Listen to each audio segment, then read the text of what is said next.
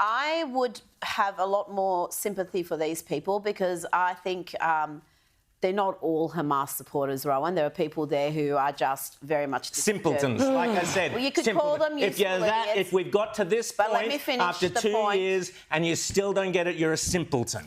Okay, yes, they're allowing themselves to be useful idiots, but that criticism would, from us included, probably wouldn't be there if there was just a little bit of consistency. If whilst you're marching for humanity, for peace, you're also holding up some banners about the atrocities that occurred on October 7, for the children that were murdered, for that poor young man who's being tortured slowly, and, you know, the psychological warfare there of having him dig his own grave, not just the physical torment they're inflicting on him. So if you just have some banners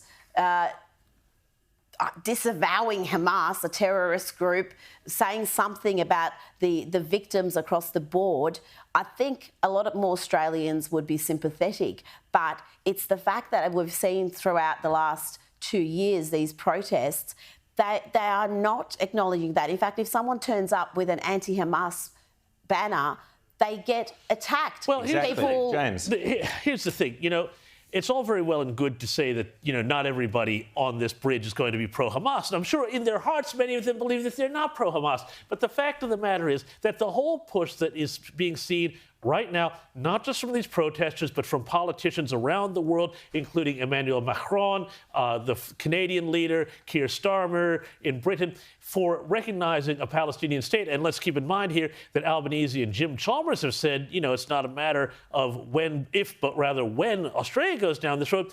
All of this, while this conflict, as tragic and horrible as it is, goes on, is only serving Hamas's ends. And we have seen this now because what? Because, Rowan, what has happened now, Hamas has said, we've got the upper hand in this now. We've got the moral high ground. Somehow, think about this. Hamas believes that after all of the rape and murder and horrificness of October 7th and everything else that they had done before then and after then, that somehow they have the moral high ground. And because they're being given it by these Western leaders, and now they're saying, we are not going to stop. We're not going to stop until we have a Palestinian state, but not just any Palestinian state, a Palestinian state with its capital in Jerusalem. That's the news.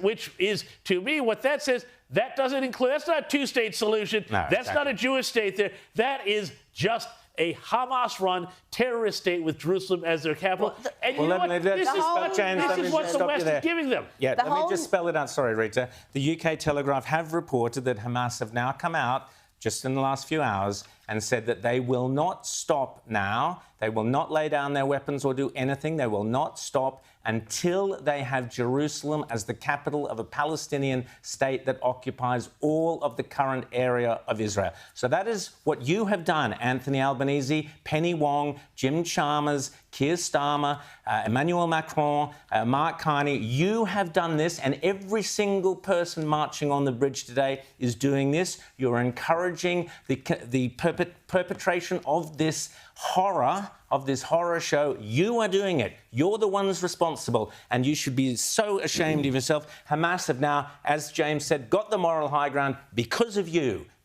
marchers on the bridge. Great work. Wow, you're really clever. Sorry, James, carry on. Well, no, I mean, I couldn't have said it better myself, Rowan. Thank you, James. Well, the whole notion of a two-state solution is fanciful. It's just not feasible.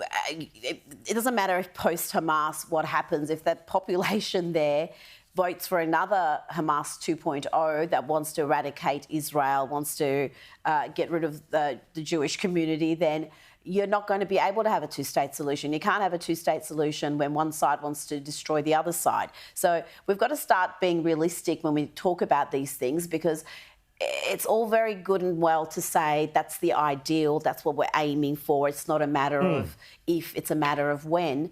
But really, how is it feasible? Let's look at the reality of what's happening in that region at the moment.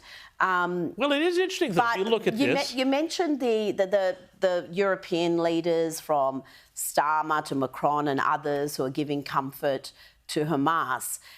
I think the bigger issue, I think, for Israel is what's happening in the US, because the change in public opinion in the US is stark, it's dramatic. We're talking about 60% plus swings in some categories of people whose sympathies have shifted in recent years.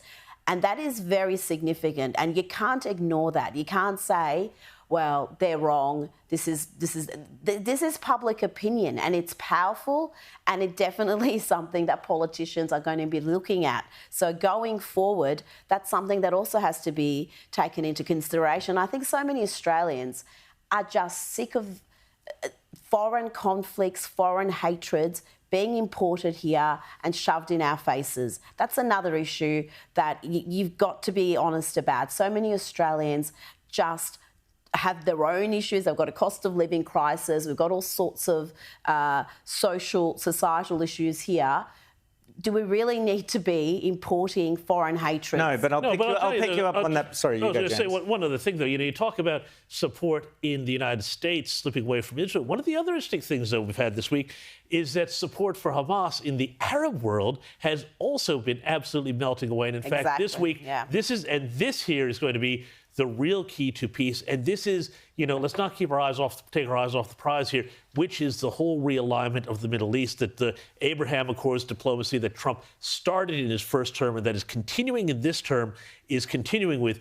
Hamas has no support in the Arab world anymore. Iran is now all but neutered. And so where does Hamas have its support? In Western capitals and universities.